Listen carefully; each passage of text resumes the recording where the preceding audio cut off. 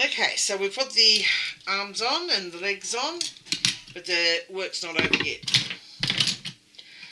As you can see, I've tried to smooth this out as much as I can.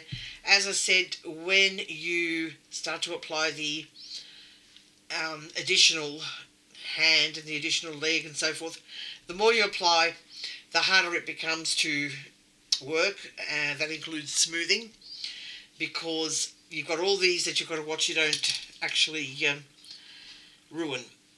That's where the pre-bake comes into it. It's quite handy to do, but I decided this time to try it like that, because being a smaller baby, I thought I could do it. So far so good, but it is difficult. Now, what I have noticed is that the top parts of the arms, and especially just under, they seem to could do with a little bit more clay up on the forearm. No, not the forearm, the upper arm. I've bent the arms, but in order to make a proper mould, silicone mould, they've got to be away from the body enough, because you're going to put several layers of silicone on top. Go back to adjusting cameras. And that's not how you adjust them. Okay. So, now we're upside down, I think. Good God. Okay. Guys, because we're going to lose the camera now. Right. So you've got to imagine there's going to be several layers of silicone over the top to create the mould. And so they have to be, as well, the legs have to be kept away from one another, because this will thicken when you're doing the mould part. Same here. Now these are too close to the body. So what we're going to do, we're going to roll out some clay. I just did that before just for time's sake. And apply it, thickening the top parts of the arms. Right. And what you do on one side, you'll have to do on the other. It's the same here again. And the last thing I need is for it to be snapped off from the top. I don't want that for sure. That gives me the opportunity to see where I've missed with the smoothing aspect. And then we have to smooth these in. You can put some towards the shoulder as well. Try not to have these little legs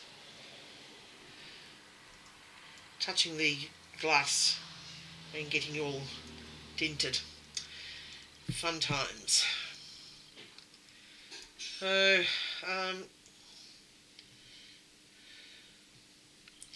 as we do this, we'll have a bit of clearer understanding as to where we're going with it.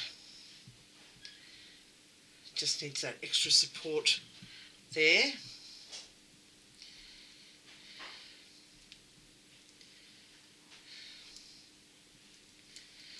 Okay, so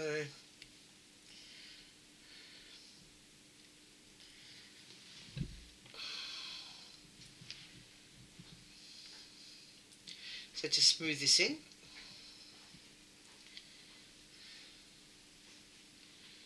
On both ends, both sides, and there.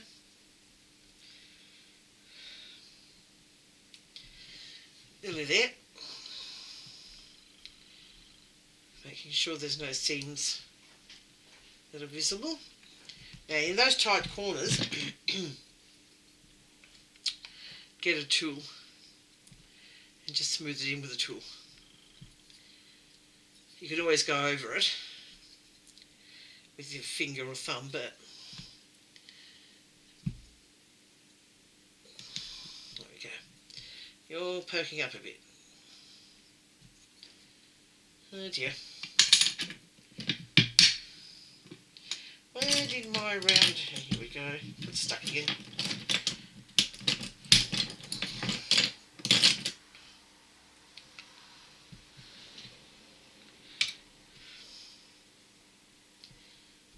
Okay, that's better.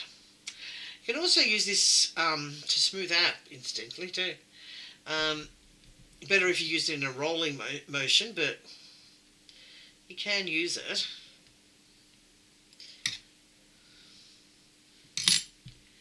Let's put that down for a sec. And that looks much better. Now, just keep in mind, though, that whatever imperfections you leave behind in the clay will be the imperfections you get in your silicone.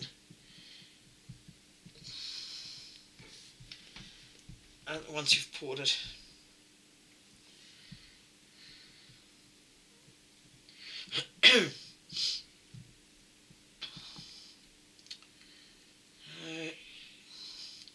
We'll continue with this, and I'll come back after it's all nice and smooth, and we'll go from there.